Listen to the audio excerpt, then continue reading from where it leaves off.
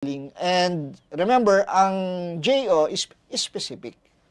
Hindi pwedeng may JO ka for welder pero wala kang JO sa Botswana. Hindi pwede yun. Tandaan po natin yan. Kaya sabi nga kanina natin, kung if this recruitment agency would want to pay, well and good.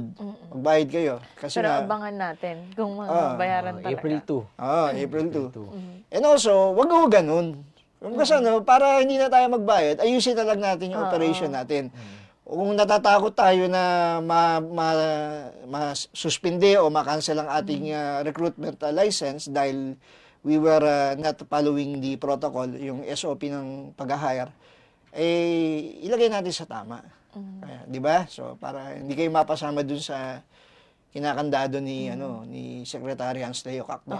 Okay. Of course, kailangan talaga pag nasa social media din, hindi tayo agad maniniwala palagi sa kung ano man yung lalo na kung job offer. Kailangan mo talaga i-verify yung page, yung job opportunity. Kasi ang hirap naman yun na gusto mo ng trabaho pero na-scam ka na, mang-i-scam ka pa. Sa ibang bansa pa.